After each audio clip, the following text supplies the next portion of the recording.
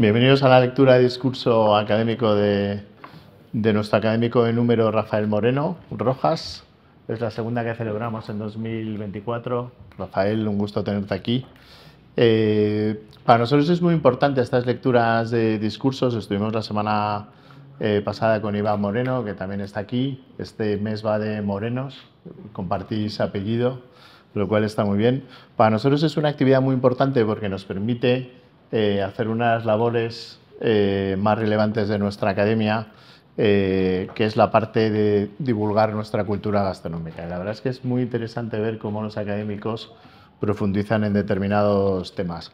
Hoy es especialmente importante lo que nos va a contar Rafael, porque además está muy directamente relacionado con uno de los proyectos que tiene la Real Academia, que es el legado gastronómico, en el que llevamos trabajando desde hace muchos años, y eso es muy importante. Y en él estamos seleccionando los platos más representativos de nuestra cultura gastronómica, de nuestra gastronomía, y que todavía están con nosotros, pero si sigue una cierta deriva que existe de abandono de esa parte cultural gastronómica, es posible que dejen de estar, con lo cual este tipo de trabajos entendemos que son muy, muy relevantes, Rafael. Este estudio contemporáneo de los platos populares, en palabras de su autor, quiere poner en valor la gastronomía tradicional contemporánea y lo hace desde el punto de vista científico, como no podía ser de otra manera. Y voy a aprovechar para presentar un poco a Rafael, para que conozcáis mejor, que me hace especial ilusión presentarle porque es cordobés. No lo habéis notado por mi acento, pero yo también soy cordobés.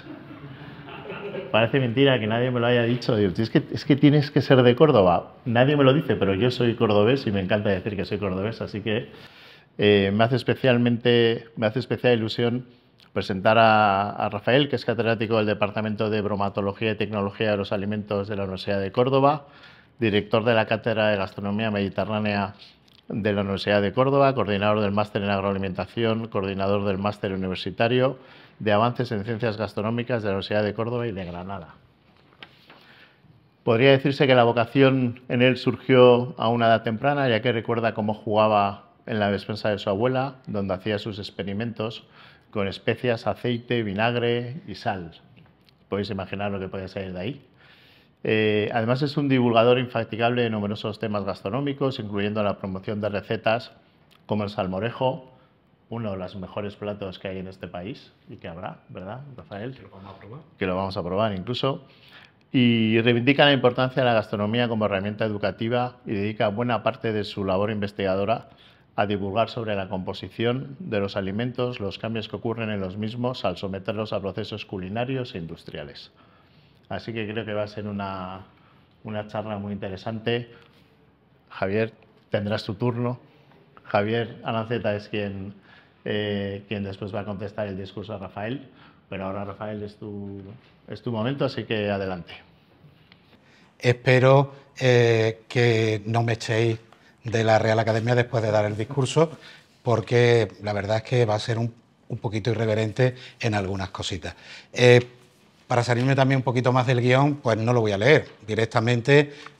Como no, estamos acostumbrados a trabajar con PowerPoint, pues lo que he hecho es preparar mi pequeña presentación en PowerPoint y vamos a ir hablando un poquito de ese estudio contemporáneo de los platos populares. Las fases que vamos a tener a lo largo de la charla, que espero no pasarme, como es mi costumbre, es una pequeña presentación, que es lo que estamos haciendo ahora. Hablaremos un poquito de esos platos populares, en qué consisten.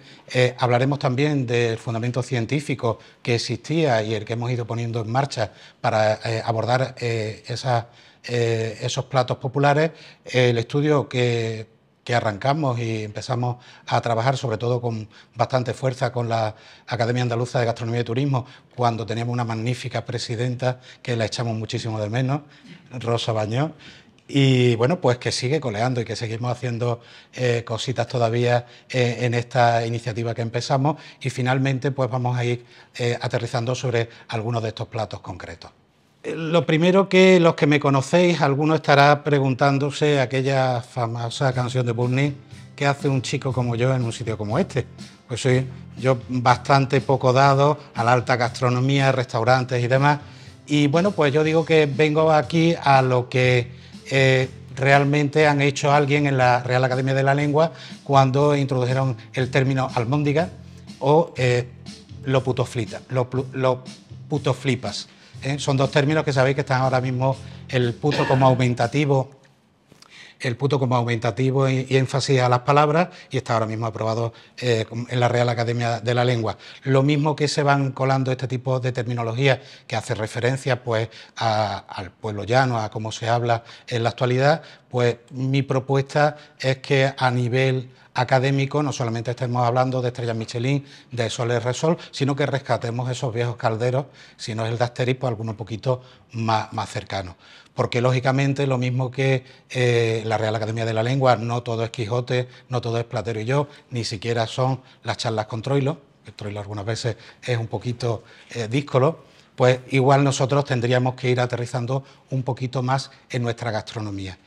Y además el momento es ahora. El momento es ahora porque estamos en una situación en la que todavía tenemos unas personas con memoria histórica viva que pueden rescatar parte de esa gastronomía, pero posiblemente en el paso de unos pequeños lapsos de tiempo parte de esa memoria se pueda ir perdiendo. Entonces, o actuamos ya o posiblemente lo perdamos. Ayer estaba yo en una charla de la Academia Sevillana de Gastronomía y Turismo, estamos hablando de los olivares centenarios y milenarios y la nueva tendencia de arrancar el olivar y poner el intensivo y el superintensivo, y yo les recordaba lo que pasó con el cerdo ibérico, que cuando llegó el blanco prácticamente casi erradicamos el cerdo ibérico, y le dije, afortunadamente pudimos rescatar el cerdo ibérico, pero el día que arranquemos todos los árboles milenarios y los centenarios, ¿cómo lo vamos a reponer?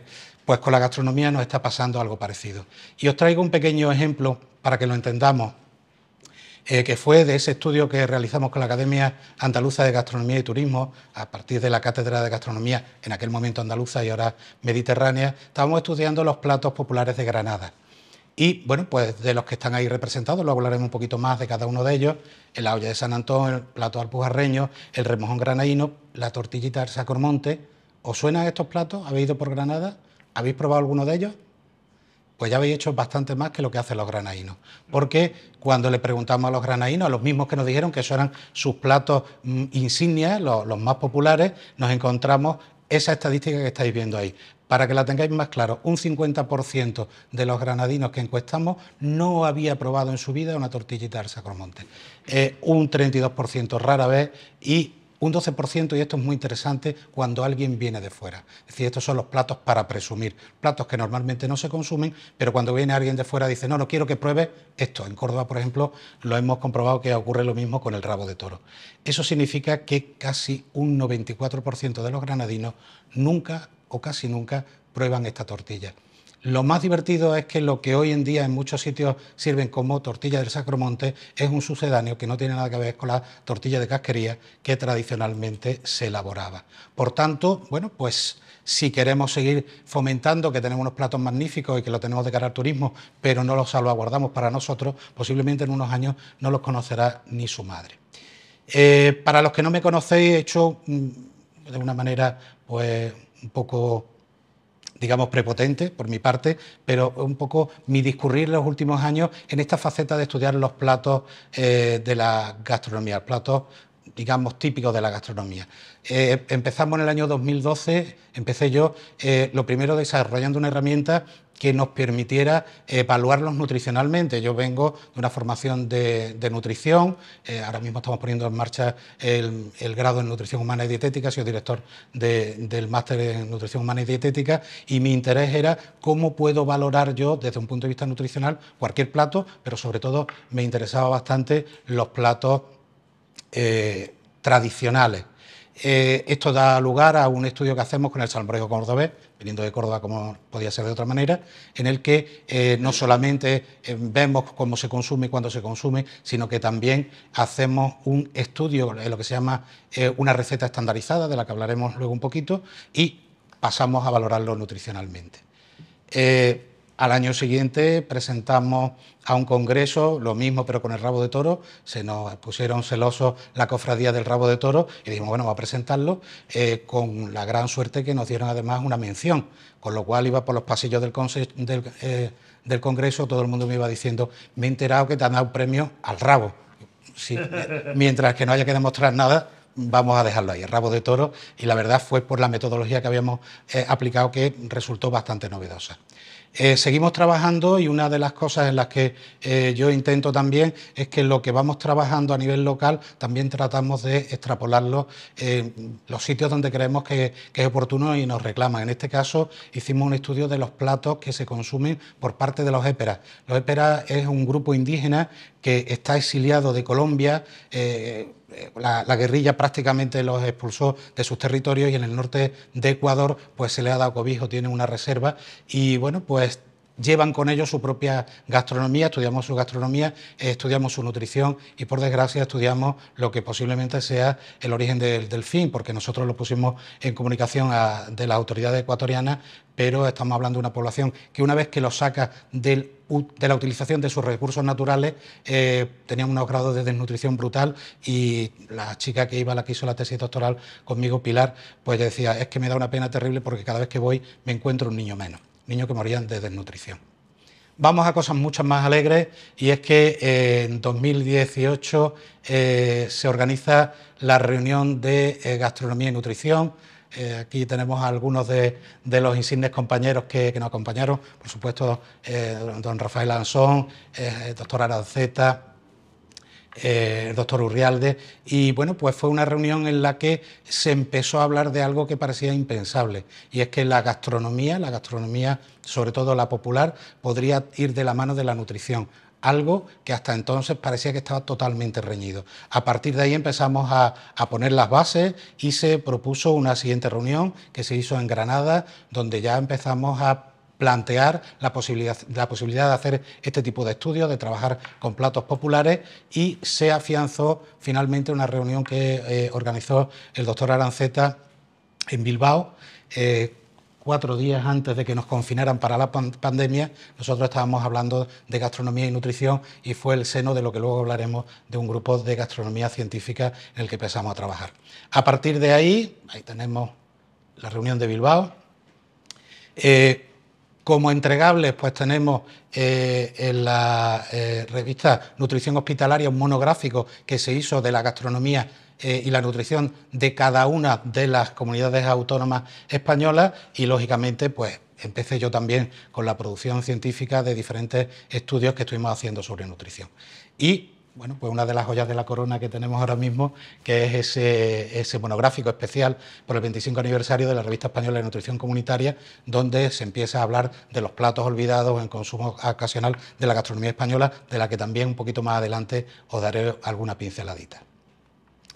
Hecha esta presentación, visto un poco el interés que yo puedo tener en transmitiros todo esto, pues vamos a hablar un poquito de esos platos populares. Y como bien decía nuestro presidente, no nos puede resultar esto extraño porque la Real Academia ya lleva trabajando tiempo en este tema, incluso se ha sacado este monográfico de sello, los 19 platos de España. Yo no los he encontrado los 19, habría que dar un repasito porque en internet estos son los que he encontrado, pero bueno, ya tenemos algo. No ha terminado la serie. Pues por eso no lo encontraba. Tenía que haber. Pues algunas comunidades hay que ponerle un poquito ya las pilas para que tengamos la colección completa y la próxima vez las podamos enseñar. Todo esto es fantástico. La cuestión de todo esto es ¿qué sabemos de cada uno de estos platos?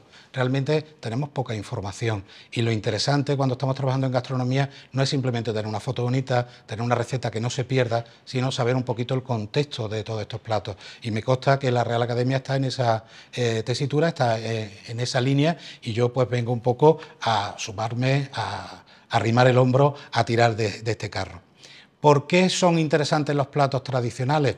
Pues porque tienen una constelación de elementos de interés. Os los voy poniendo para que vayan saliendo, pero lógicamente son inherentes a un territorio, es decir, vamos a tener la posibilidad de deslocalizar, por ejemplo, si lo vamos a utilizar para turismo, vamos a tener la posibilidad de deslocalizarlo de las grandes capitales, de las zonas de interés turístico, con lo cual la despoblación rural podemos combatirla.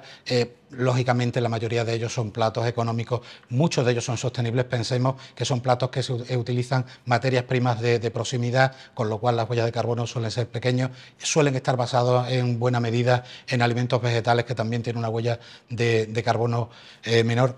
El elemento patrimonial lo veremos luego un poquito más adelante. Conforme hemos ido estudiándolos, hemos visto que muchos de ellos son saludables. Lógicamente hay que ponerlos en el contexto, es decir, lo que no podemos decir es que lo que se comía mi abuelo hace 80 años o hace 70 años, la cantidad de alimentos que tomaba tiene que ser la misma que tomamos ahora, porque mi abuelo trabajaba 12 o 14 horas al día, trabajo esforzado, y yo no me muevo de un sillón. Por tanto, hay que adaptarlo y ver en qué circunstancias y de qué manera los podemos consumir. Pero, como veis, tenemos muchos elementos. Hay un elemento también muy interesante, y es que están ligados a tradiciones locales. Esas tradiciones locales son tan importantes como los propios platos. Hace muy poquito estábamos con la Academia Andaluza, estábamos en Adamuz, y estábamos tomando un plato que es el salmorejo adamuseño, y una semana antes habíamos estado en la fiesta de la botijuela, donde el plato principal que se consume es ese. Es decir, los platos tienen esa imbricación que en algunos casos nos podrían llevar hasta ser incluso patrimoniables. Y esta es una cuestión que yo ahora mismo pongo en duda. ¿Podría ser un plato tradicional realmente patrimonio gastronómico, por ponerle un apellido? Pues si nos vamos a lo que nos dice la Real Academia de la Lengua, podríamos ver que nos dice que patrimonio es el legado de nuestros padres. ¿Hasta aquí de acuerdo? ¿Sí? Sí. Voy a tener que poner un 0 en esta clase, ¿eh? De verdad que es el legado de nuestros padres, es el legado de nuestras madres, de nuestras abuelas. El término padres aquí obviamente se utiliza para ambos sexos, pero tenemos que tener muy claro que este es un legado que han mantenido las líneas maternas a lo largo de la historia, y es un homenaje que podemos hacer el rescatarlo, y ese patrimonio es como los zarcillos de la abuela que se los va a dejar a la nieta para la boda, pues exactamente igual podrían ser esos platos. Es valor de nuestra cultura regional, local o familiar. Es un elemento diferenciador, y esto es muy interesante. Cuando empezamos a hablar de gastronomía, rápidamente salen los localismos. A mí un día, poco más, y me echan de cabra porque me trajeron una carne de membrillo, y dije, hombre, una carne de membrillo de Puente Genil, qué rica. ¿Cómo? La carne de membrillo de Puente Genil es malísima, la buena es la de cabra. Es decir, esa diferenciación, ese matiz, el que lo mío es mejor porque lo hacemos de una manera especial, eso yo creo que también es muy interesante. Hicimos un estudio con el flamenquín en Córdoba y en Andújar, y totalmente diferente, la receta, la forma de elaborarlo igual, totalmente, pero en cada sitio defienden que lo suyo es el mejor, y así lo vamos a mantener nosotros. Totalmente unido al territorio, que es una cosa que nos interesa muchísimo, fijar ese tipo de patrimonio al territorio, y un elemento que debemos de procurar, y es que sea rastreable históricamente.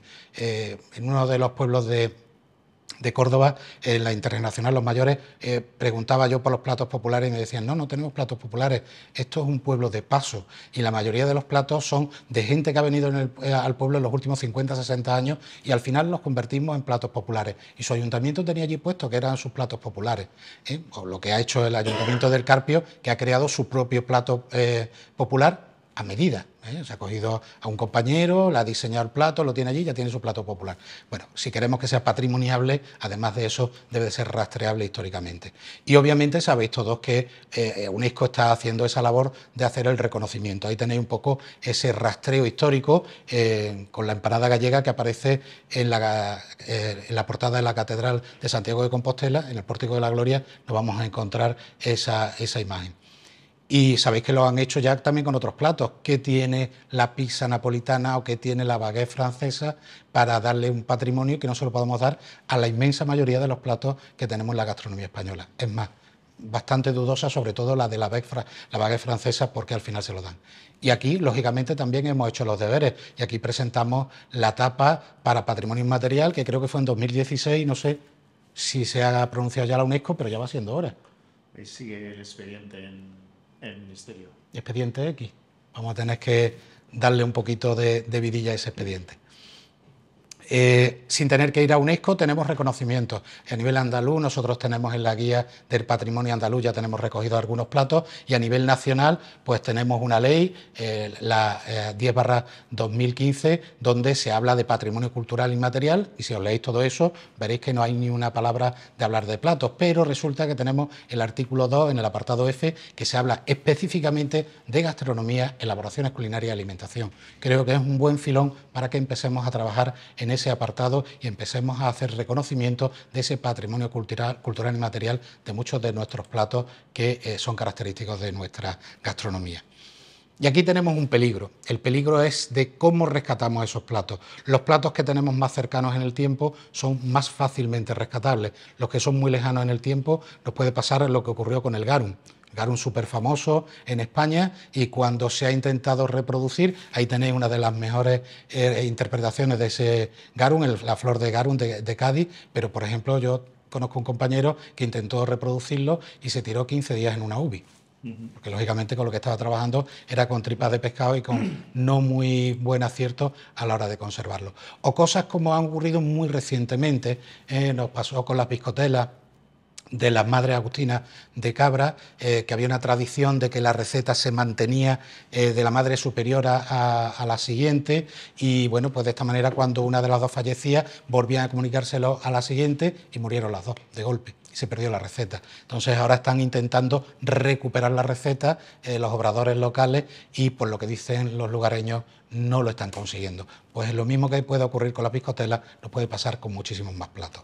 Lógicamente habréis visto que el título de la conferencia yo he visto contemporáneo, porque la rama histórica se la dejo a mi compañera Almudena, que me comentó que quería estar hoy con nosotros y que esperemos que se recupere, que está con un pie un poquito fastidiado. Y bueno, pues esta es una fotografía que un poco recuerda dónde empiezan estas bases científicas.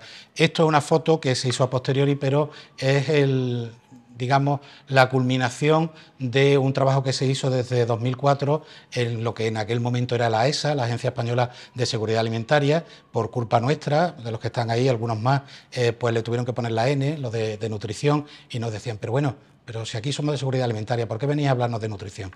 Y todo esto arranca porque se había empezado a hacer un estudio, a partir del estudio EPIC de cáncer, se vio la importancia que tenía la alimentación en la incidencia del cáncer, y cuando se fue a estudiar esa alimentación se comprobó que no había una homogeneidad en cuanto a la composición nutricional de los alimentos, al menos a nivel de Europa.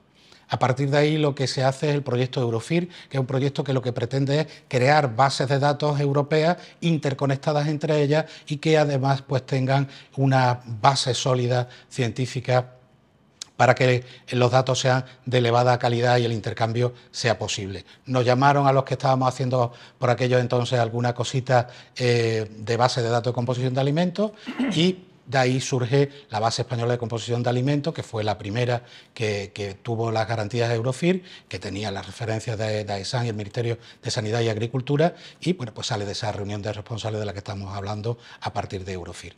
Ahí tenemos esta página web, que la pobrecita está ya obsoleta. Estamos buscando financiación de Europa, de España, de los extraterrestres, para que se dote y se pueda sacar una versión más ágil, más actualizada a los tiempos. Pero bueno, de ahí surge también una iniciativa. En esa base de datos se pretendían poner también los platos tradicionales europeos. Y en esta reunión, que fue muy temprana, en el año 2005, empiezan a ponerse las bases de cómo se debería de trabajar. Al final a lo que se llega es una colección de platos, que por parte de España estos son los que se propusieron, con un criterio muy fiable, porque está, por ejemplo, nuestro compañero Emilio Martínez de Victoria, Gaspar Ros, ellos fueron los que seleccionaron los platos que pensaron que eran los más representativos, pero realmente no había ningún criterio científico para determinar si eran estos, ni mucho menos si esa era la receta, digamos, más válida para poderlos poner en marcha.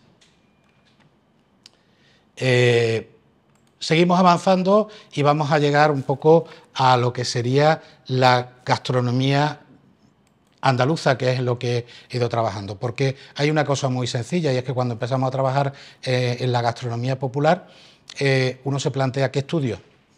Lo más fácil es estudiar lo que tiene cerca, la gastronomía local. En este caso fue la de Córdoba, y pretendemos que en un futuro pues vayamos extendiendo el territorio, sabe Dios si algún día estudiaremos también otras gastronomías, incluso extraplanetarias. Pero de momento vamos a ser prudentes, empezamos a estudiar la gastronomía en Córdoba, que además teníamos una gran ventaja, y es que hay un gran número de eventos. Hoy estaba en una reunión sobre patrimonio gastronómico y gastronomía cordobesa. La feria de Vinavín de los vinagres estaba entre ayer y hoy. En fin, tenemos un montón. Estamos también hoy con los premios Mezquita de vinagre, perdón, de vino.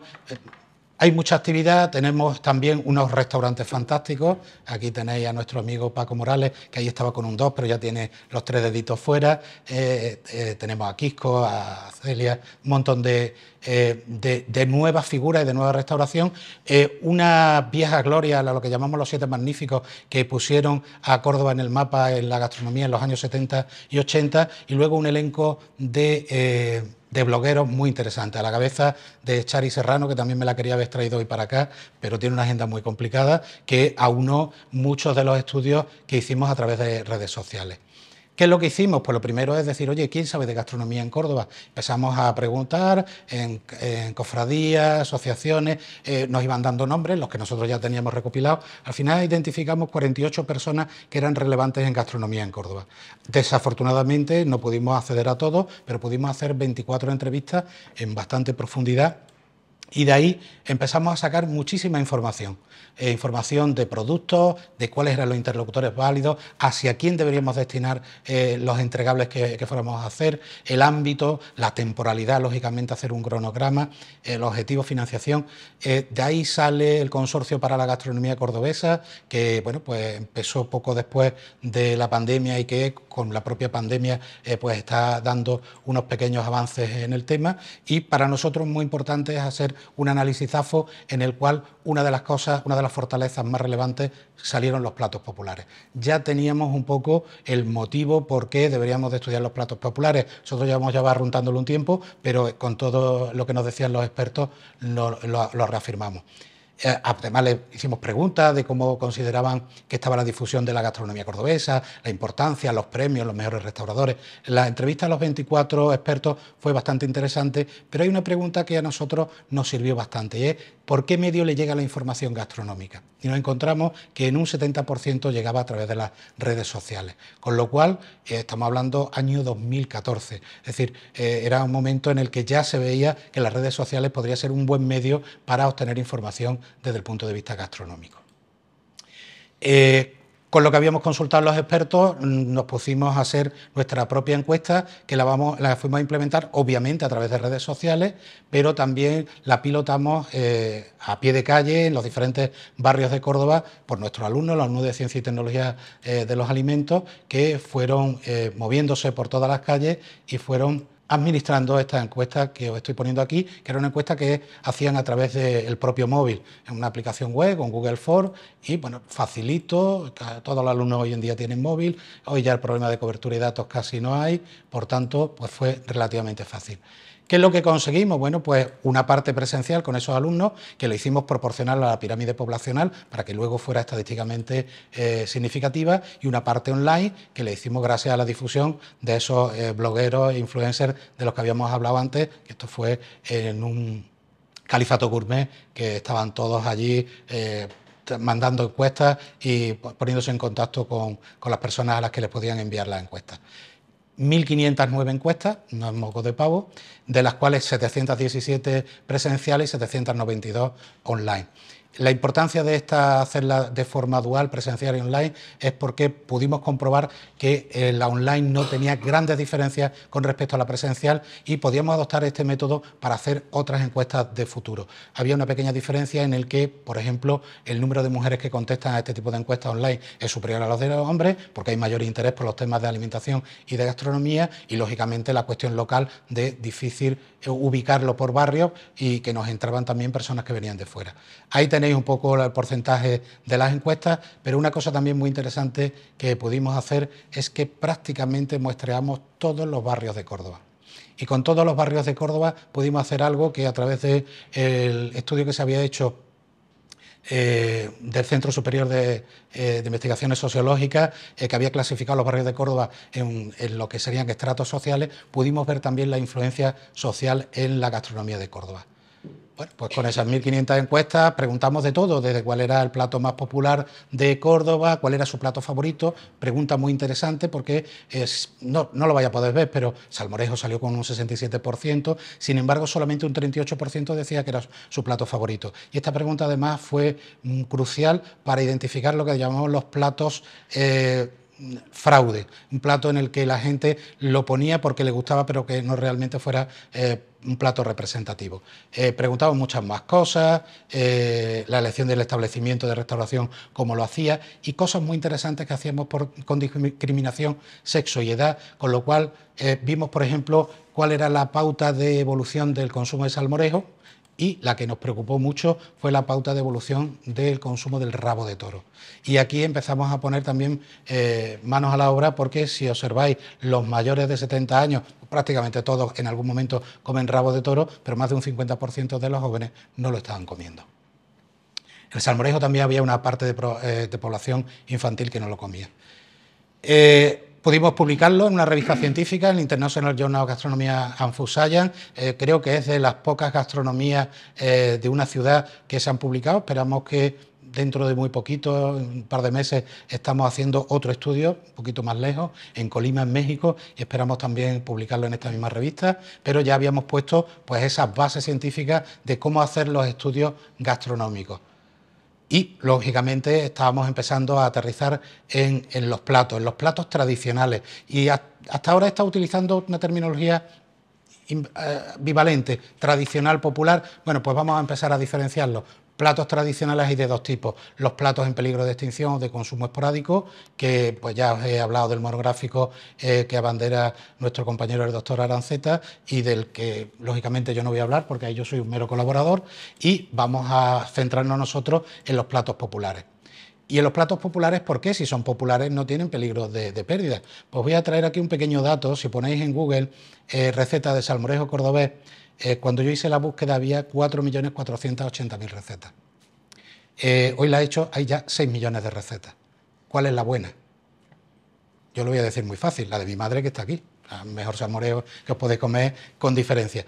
Pero lógicamente ese criterio lo podríamos aplicar todo, y tenemos que buscar un criterio científico para intentar comprobar que la receta sea entendible por toda aquella persona que lo consume. Esto lo hemos ido haciendo luego con otros platos, lo tenéis por aquí.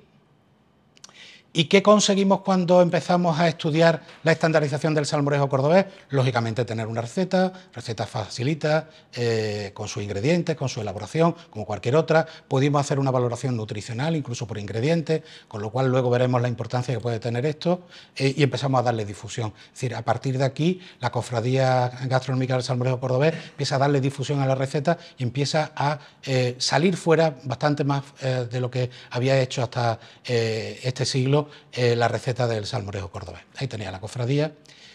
Y cosas interesantes, cosas que, por ejemplo, nosotros lo llevamos al consejero de salud de la Junta de Andalucía para decirle: oye, ¿y por qué no pone salmorejo en los hospitales? Porque un salmorejo tiene 117 calorías por 100 gramos. Es decir, un alimento muy poco calórico. Ahí tenéis la comparación con algunos alimentos de régimen que se podrían equiparar en cantidad de calorías. Estamos hablando de un alimento que tiene una buena cantidad de fibra dietética, y también una comparación, y lógicamente con un contenido de sal, que si tenemos un hipertenso, pues tendríamos que poner limitaciones, pero le dimos una propuesta de un salmorejo bajo en calorías y bajo en sal, que también se podría utilizar. Lo más importante, tenemos una receta que ya empieza a aparecer en las bases de datos, y una vez que aparece en las bases de datos va a empezar a aparecer en el software que utilizan los nutricionistas para ponernos a dieta.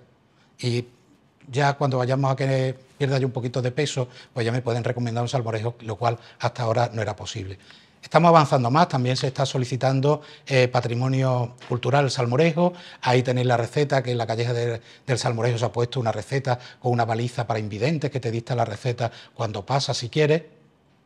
Está traducida esa receta, bueno, la misma receta es la que tenéis en el azulejo, está traducida a más de 50 idiomas y se ha puesto en las principales escuelas de hostelería, no solamente de España, sino de buena parte del mundo. Eso da pie a que, bueno, el salmorejo cada vez sea más conocido, y también da pie a que a partir de esa receta y a partir del estudio que nosotros hacemos le decimos a la cofradía y al ayuntamiento: ojo, porque los más pequeñitos no comen salmorejo. A la vuelta de 30, 40 años nos va a pasar lo de la tortillita del Sacromonte. Y empezamos a trabajar con una actividad que se llama el salmorejo en la escuela, y que lleva ya 5 años haciéndose, y que ha conseguido pues que los niveles de aceptación del salmorejo en población infantil sean mucho más elevados. Y decía, ¿qué más hemos conseguido? Pues si hace 30 años se preguntaba en Córdoba cuál era el plato típico, ¿A qué no era el salmorejo? Era el rabo de toro. Y ahora el plato más típico de Córdoba es el salmorejo, pero no solamente eso, sino que está trascendiendo fronteras. Tenemos información, hicimos una encuesta llamada Salmorejo sin Fronteras, y de algunas de las provincias que ahí aparecen en blanco, después nos han dicho que, oye, que ¿cómo que está en blanco si ya en tal restaurante ponen también salmorejo? Hoy en la carta hemos ido nosotros a comer y estaba el salmorejo cordobés. Pero es que también a nivel internacional hemos ido localizando, y sobre todo en América, Iberoamérica, está presente en un montón de países, y en Europa también. Y bueno, pues incluso en Australia. ¿Esto qué significa? Bueno, pues que hemos conseguido que ya todo el mundo identifique el salmorejo, lo conozca, y además, yo lo siento por los sevillanos, pero de muchas cartas está desapareciendo el gazpacho y está apareciendo el salmorejo. Y tiene eso también sus motivos económicos. Plano, por ejemplo, de cuáles son los principales establecimientos que pone salmorejo cordobés en Córdoba. Nos sorprenderíamos, pero tenemos una gran cantidad de establecimientos que presentan este plato y, lógicamente, nuestra publicación con nuestra estandarización. ¿Eso qué significa? Como me dicen muchos, ¿es que nada más que puede haber un salmorejo? Pues no, y hoy lo vais a comprobar. Pues tenemos de la Salmoreteca, Juanjo Ruiz ha tenido la amabilidad de traernos 3 variedades de salmorejo, y yo lo que quiero es que existan infinidad de variedades de salmorejo. Lo que sí es cierto es que tenemos que saber qué es salmorejo cordobés y cuál es una interpretación que hace una cocinera, una madre o un chef en un restaurante. ¿Por qué tenemos que hacer la estandarización? ¿Alguien identifica esto? Esto es un cuadro de Sorolla, es la mezquita de Córdoba. Si os pongo esto, ya lo vamos identificando, es la fuente de la mezquita y ya nos va sonando. ¿Pero qué teníais en vuestra cabeza cuando yo he dicho mezquita de Córdoba? ¿Qué es lo que pensabais vosotros? ¿En algo como esto? Bueno, pues eso es lo que está pasando con muchos platos. Es decir, que lo que no podemos darle una falsa imagen al que no conoce el plato de que vaya una interpretación del plato, de la pipirrana. Ahora a mí se me ocurre hacer una esferificación de pipirrana con caviar, y el que va a probarlo pues piensa que aquello es pipirrana. No, no puede ser eso pipirrana. Ese es el objeto de la estandarización, el tener un prototipo que cumpla con las características principales del plato y que cualquiera persona que haya consumido antes de este plato lo identifique como tal. De hecho, eso es lo que hacemos normalmente. Le damos a probar a personas que habitualmente consumen el plato para ver si esa estandarización se corresponde con la realidad.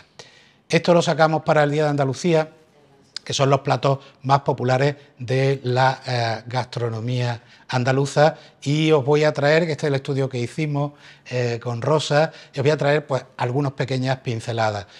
Los platos populares de Almería, por supuesto con sus migas de harina a la cabeza, pero fijaros que están muy cercanas el calamar en aceite, el trigo o los grullos con caza. Y no solamente, como os decía, no es el estudio de cuál es el plato más interesante, ni siquiera de la receta, sino cosas como, por ejemplo, que las migas de harina hay un 60% de almerienses que las toman mensualmente, con lo cual es un plato que está vivo y que se consume. Un 6% cuando viene alguien de fuera, esos son platos de presumir de los que hablábamos antes. Un 8% que no las consume, un porcentaje bajito, pero que habrá que trabajarlo, habrá que verlo por edades. Ya de hecho con algunas provincias estamos trabajando por edades y habrá que ver si hay que hacer un poquito más de hincapié, sobre todo en las nuevas generaciones. Un plato que se consume en casa y un plato que, aunque ahora se consume todo el año, pues hay un 13% que te dicen que no, que es un plato de invierno y que se consume principalmente en invierno.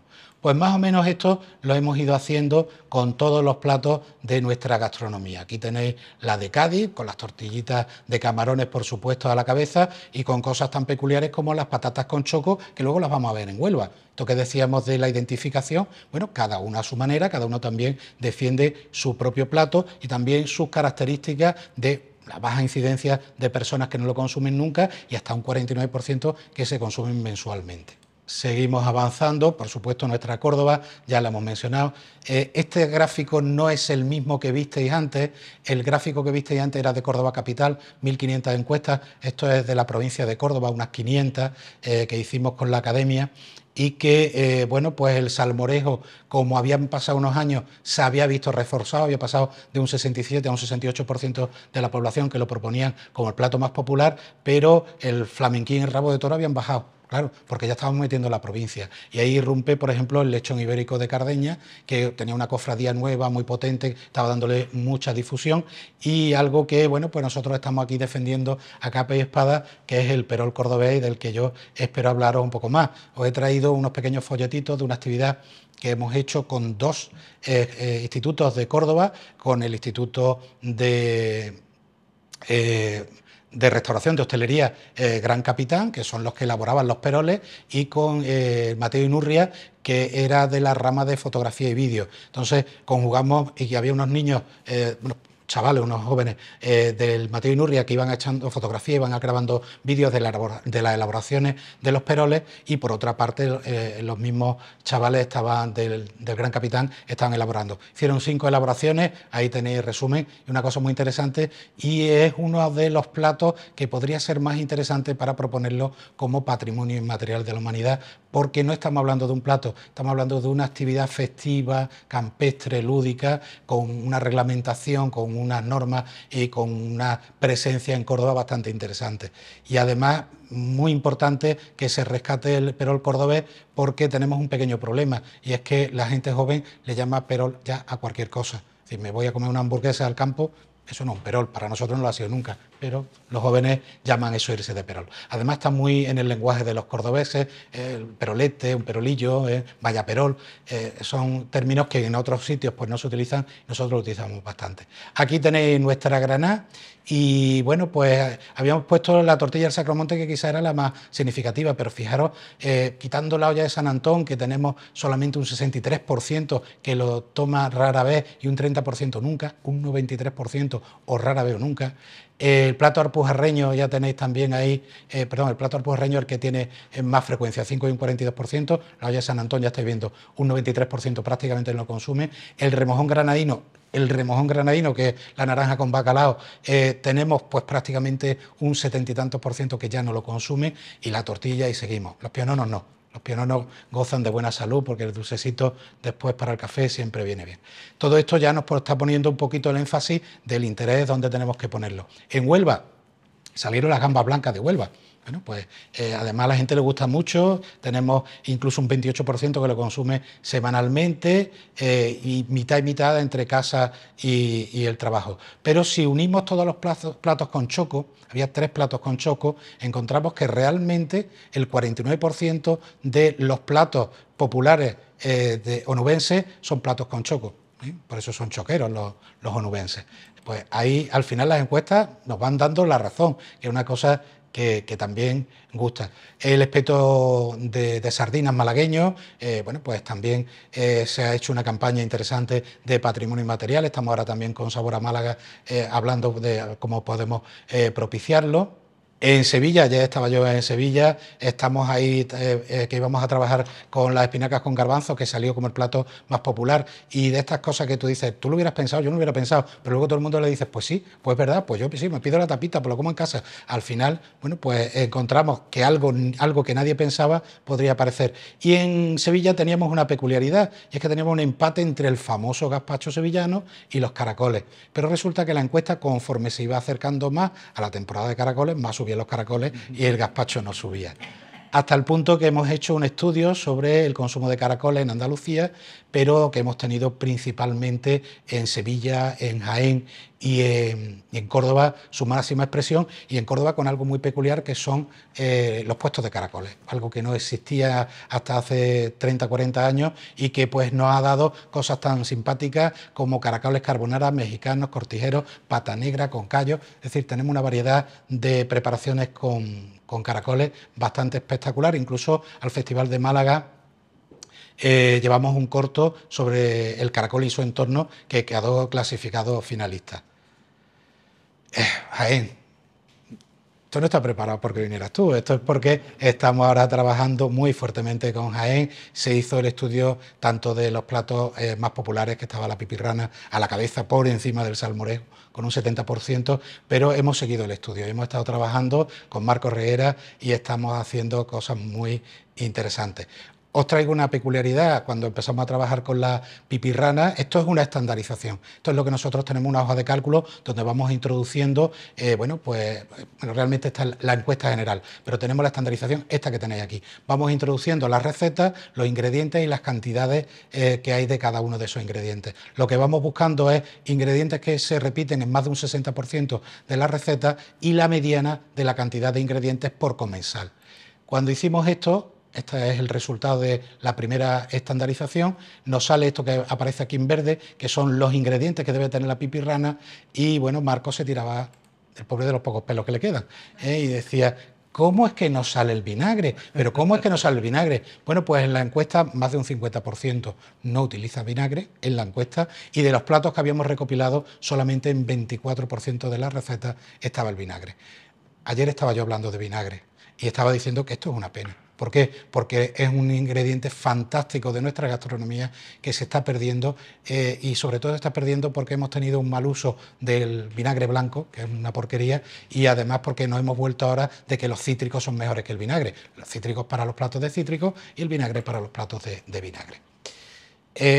Para que veáis cómo se trabaja con un plato, con la pipirrana, con quién come la pipirrana, dónde come la pipirrana, con qué frecuencia, qué recipiente utilizan para consumir la pipirrana, de dónde viene la receta, en qué momento del día, si lo comemos con palillos, época del año, tipo de plato, las bebidas. Este es el tipo de encuesta que nosotros normalmente hacemos para caracterizar el plato, y bueno, pues ahí tenemos una presentación que se hizo en Jaén y que esperemos que el año que viene, que la asamblea de la Academia Andaluza será en Jaén, presentaremos lo que estamos haciendo ahora mismo, que serían esos platos concretos. A ver si el ratón me deja. Esos platos concretos, los que estamos trabajando y que ya hemos caracterizado, creo que son 7 de ellos.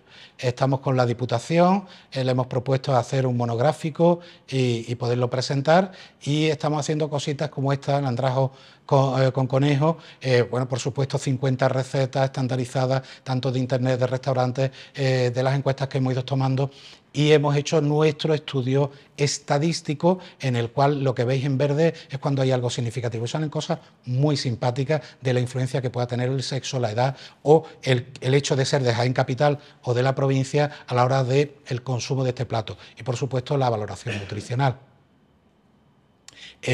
Bueno, aquí tenéis las espinacas espárragas, 3/4 de lo mismo, ya voy terminando, y como os decía, hasta ahora estaba siendo muy localista, pero tenemos ya puesto también otro pie al otro lado del Atlántico. Estamos haciendo estudios con Ecuador, posiblemente se defiendan 2 tesis doctorales antes de que acabe el año, de la zona de Zumbagua, está junto a Arquilotoa, el volcán del Quilotoa, la laguna del Quilotoa, es una población que está a más de 3.000 metros de altura, de una alimentación muy peculiar. Estamos trabajando en la caracterización de los platos típicos, y esto es en México, esto es Colima. Estamos haciendo un estudio de los platos típicos de Colima en sus diferentes demarcaciones, y bueno, pues ahí tenemos los sopitos y el pozole, que seguro que no suenan de nada, pero que la población lo reconoce, entre un 90 y un 82% lo reconoce como platos típicos de su gastronomía, para que más o menos veáis de lo que estamos hablando. Y una cosa muy importante también que estamos haciendo es lo mismo, con cada uno de los platos estamos viendo la frecuencia de consumo. Los que hemos dicho, sopito y pozole, que están aquí abajo, los chilaquiles, ceviche, pues tienen muy buena salud, pero conforme vamos hacia arriba y la barra negra sube, significa que es población que no consume el plato, y en el que, si queremos mantenerlo, tendremos que trabajar activamente. Con esto pues traigo una frase que nuestro presidente andaluz nos lo recuerda mucho, de la Academia Andaluza nos lo recuerda mucho, que es una frase de Kennedy: no preguntes qué puede hacer tu país por ti, sino qué puede hacer tú por tu país. Y yo pues me ofrezco humildemente a esta academia para, de lo que poquito que sé y en lo que estoy trabajando, pues que podamos... aprovechéis de mí, sacáis postpartido y podamos hacer algún estudio interesante avalado por esta Real Academia de Gastronomía. Muchas gracias.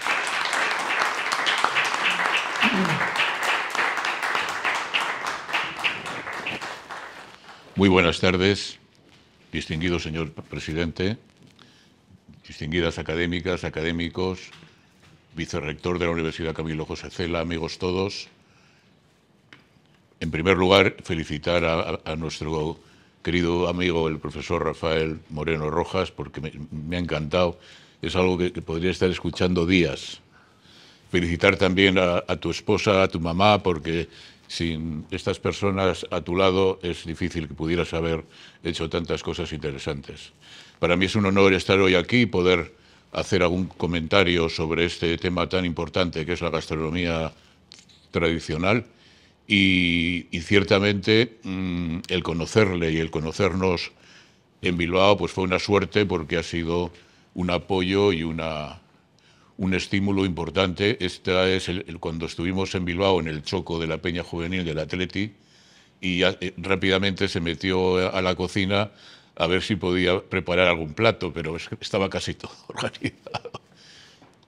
Bueno, él ha sabido, y es algo que me congratula, unir algo que nos preocupa en el campo de la salud pública nutricional, y es unir gastronomía, alimentación y salud, ¿no? Porque al final la salud y la salud en el plato es de lo que preparas, de lo que compras, de lo que comes, ¿no? O sea, no solamente un tema científico, sino tiene un recorrido desde la agricultura hasta el tema de comprarlo, saber comprar, saber cocinar y saber consumirlo. Y esta línea es la que el doctor Rafael Moreno pues ha sabido poner en valor en Andalucía y ahora últimamente también en toda España. Y por lo tanto para mí fue una gran ilusión el que tuvieseis la amabilidad de invitarme a esta sesión esta tarde, lo cual os agradeceré toda la vida, con un buen bacalao al pil pil en Bilbao, ¿sí? Bueno, el tema que nos ocupa es poner en valor que la alimentación es un hecho, pero que no solamente comer, sino que es un hecho cultural, gastronómico, hedónico, de placer familiar, antropológico, y todo esto hay que unirlo en el análisis de los platos y también tener en cuenta cuando se prescribe a un paciente una dieta que si no le gusta no se la va a comer. Entonces es igual, dice, coño, con esto vivirá usted muchos años. Dice, no, pero se le hará mucho más largo, ¿no? Porque es un horror. Bueno, entonces el poder visualizar esto desde el punto de vista global, pues yo creo que es muy importante también en ciencias de la salud, que yo, bueno, pues por mi profesión voy a polarizarme un poco en ello, ¿no?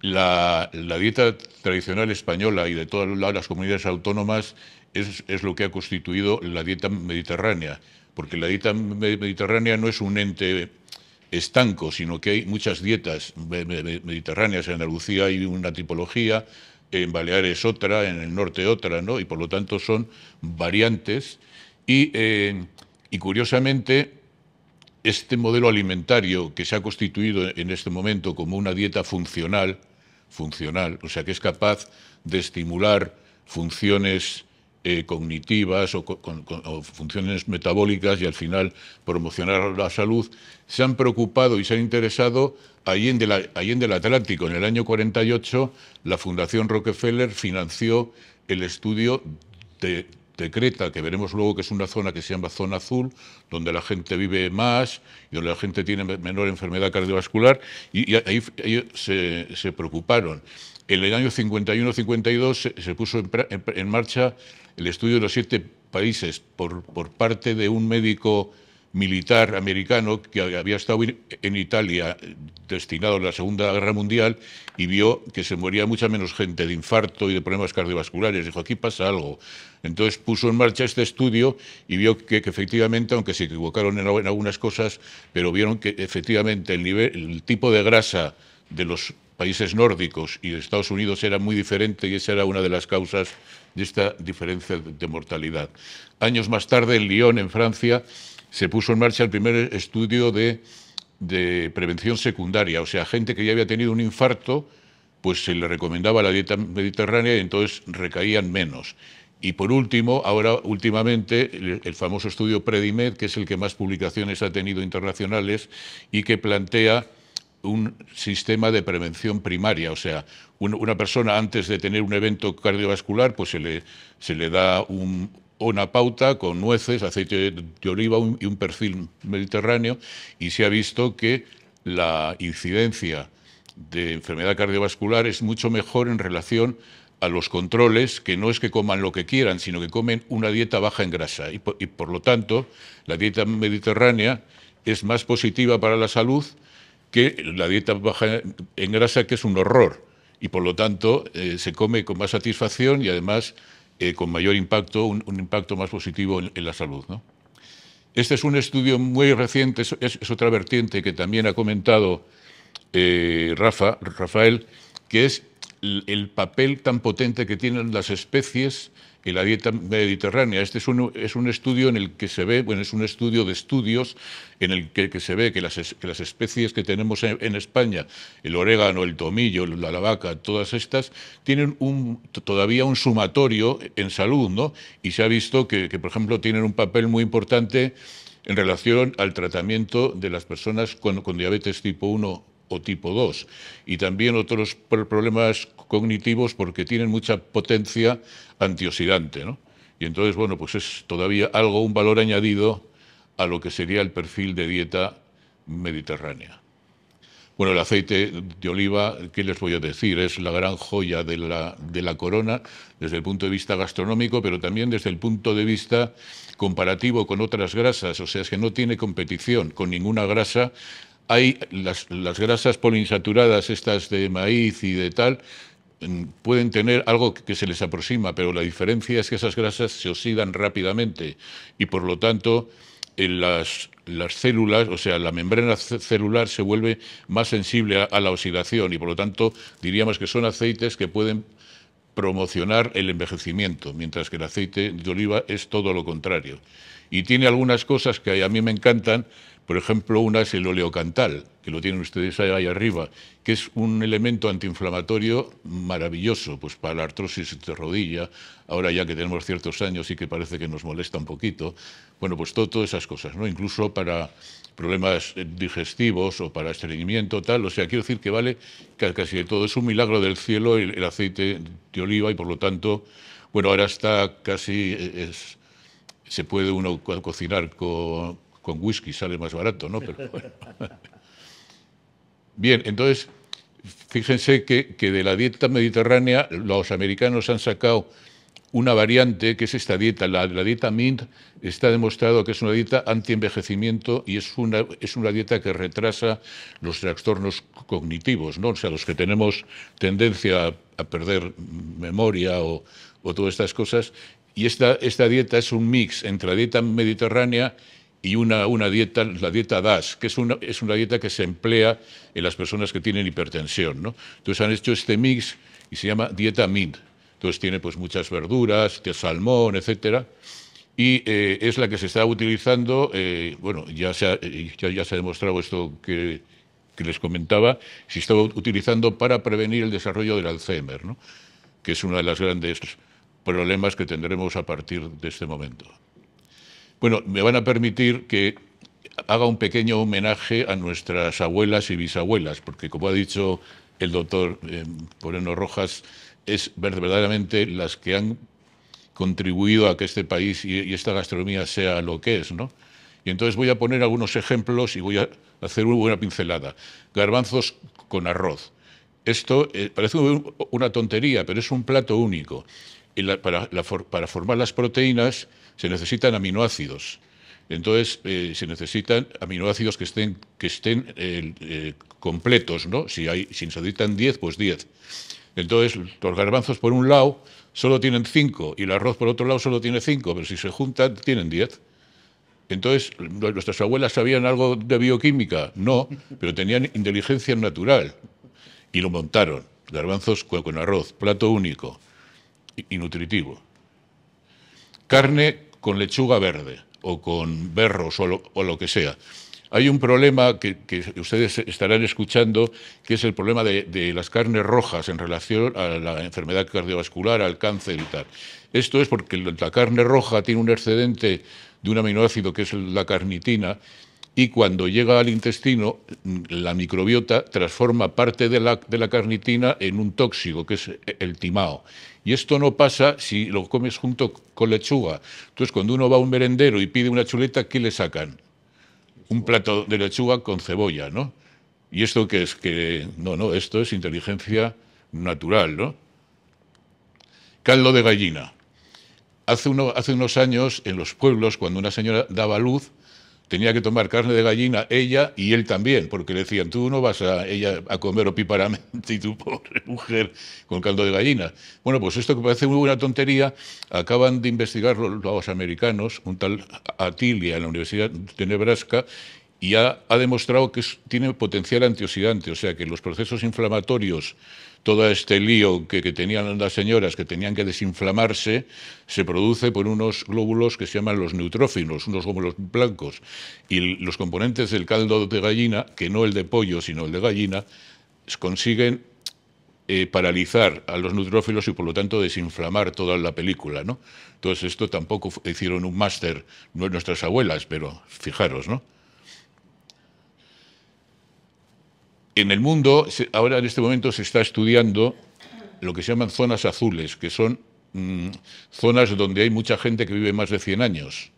Entonces aquí tenemos pues, la Sardinia en Italia, Loma Linda en Estados Unidos, Okinawa en Japón, también en España hay alguna zona en Galicia, tal, ¿no? Y entonces, al final, los análisis científicos han planteado que el alimento clave para estas zonas azules son, ellos llaman frijoles, ¿no? Que son las legumbres.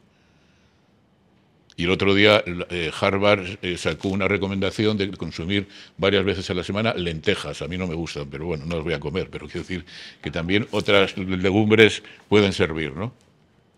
Y entonces esto es parte de la dieta mediterránea, es uno de los iconos, ¿no?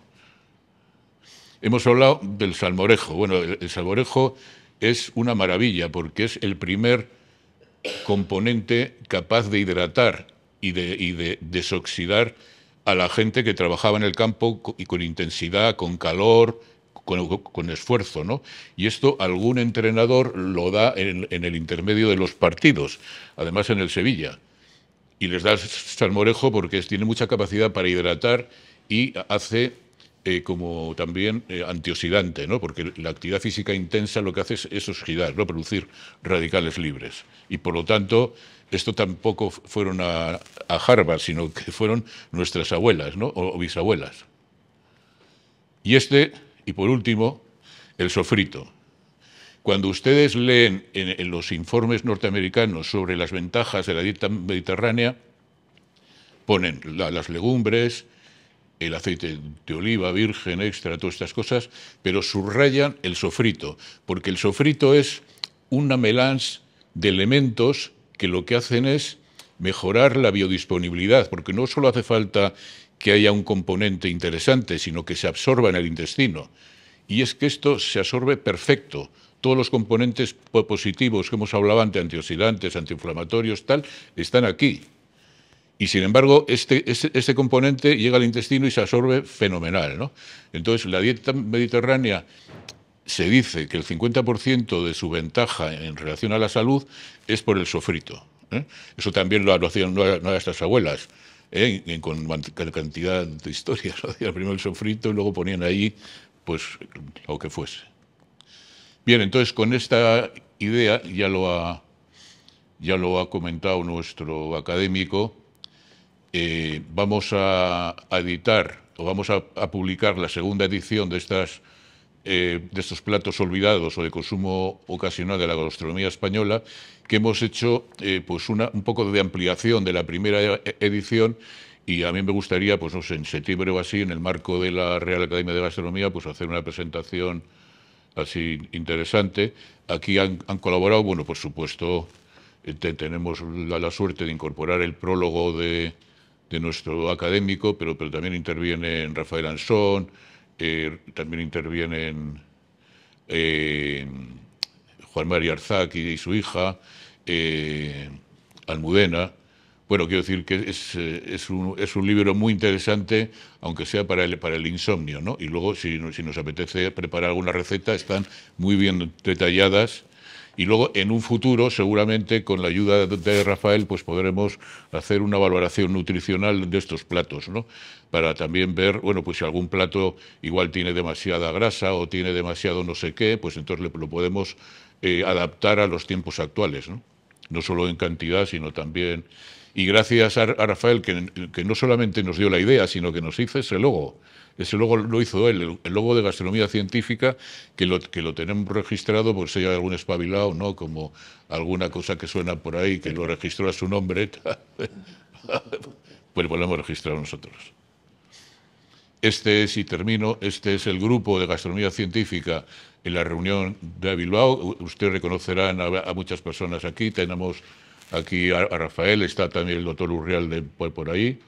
Están desde la gastronomía de Tenerife, de Aragón, de la comunidad valenciana, nuestro amigo Antonio, que también está siempre apoyando, el doctor Varela. Bueno, pues esto era un poco lo que les quería contar. Muchas gracias por su atención y felicitaciones otra vez al académico ilustre, que seguro que va a dar a esta academia muchísimas alegrías, estoy convencido. Muchas gracias. Enhorabuena.